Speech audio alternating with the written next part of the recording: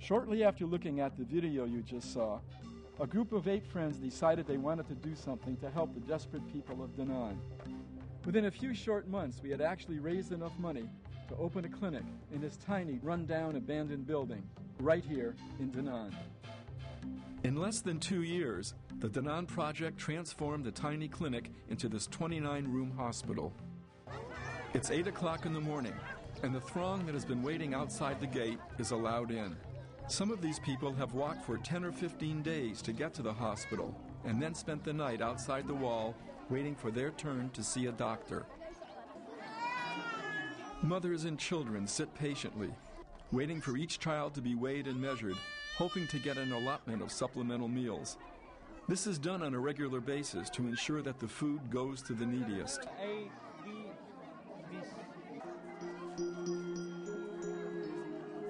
The Denan project, along with our local partner, the Ogaden Welfare and Development Association, or ODA, provided 72,000 supplemental meals of plumpy nut, which was formulated for anemic and malnourished women and children.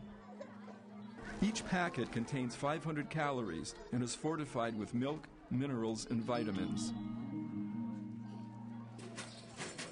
Morning rounds are conducted by our head doctor, who sees a variety of ailments among our inpatients.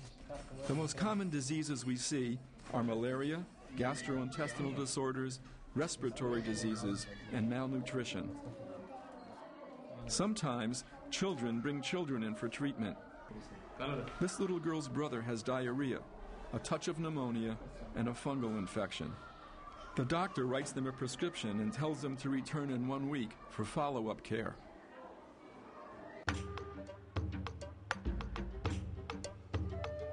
A full supply of the latest medicines is kept on hand for distribution by our pharmacist. All medical care and medicines are provided free of charge by the Denan Project and its partner ODA. The hospital is the only free medical facility of its kind in the Ogaden region, home to over 4 million people.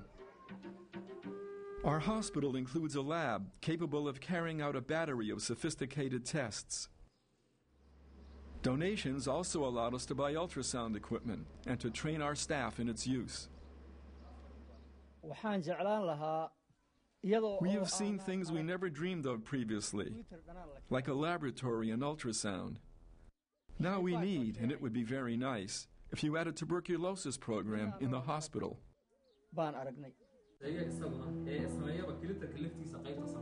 With the cooperation of the elders and religious leaders, we support a program to put a stop to the brutal practice of female genital mutilation, which is common in the entire region. Surprisingly, just as many men as women attend the classes, and now as a result of the program, there is less female genital mutilation in Denan.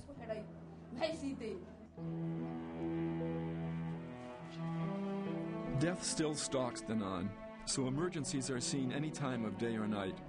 This woman walked for almost 30 hours carrying her desperately ill child. She says the child has had diarrhea for almost 2 weeks. 4 hours after these scenes were shot, the child died.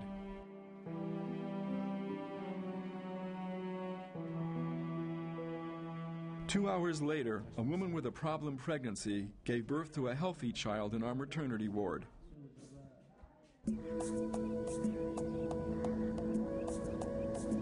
Our ambulance transports critically ill patients and is also used 3 days a week for a medical outreach program to neighboring villages.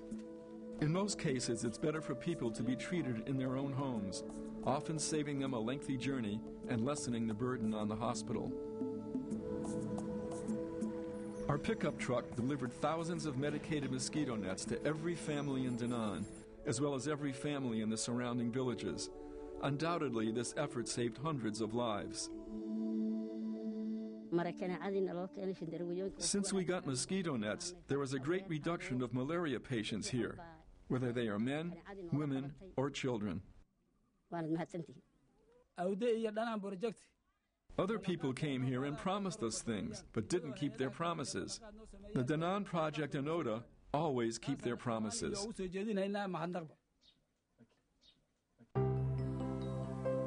One promise we made was a water pipeline to bring an adequate supply of potable water to the people of Denan for the first time in their history. The citizens are providing all the labor free of charge.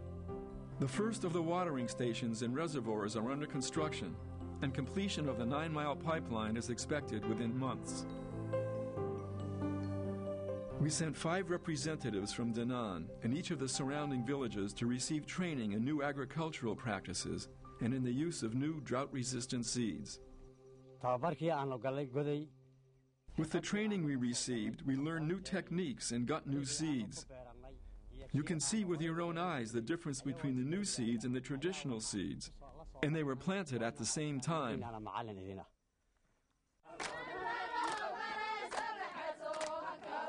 Just as they did when we first visited 6 years ago, the people of Denan still sing songs, but today they are songs of joy and hope and thanks.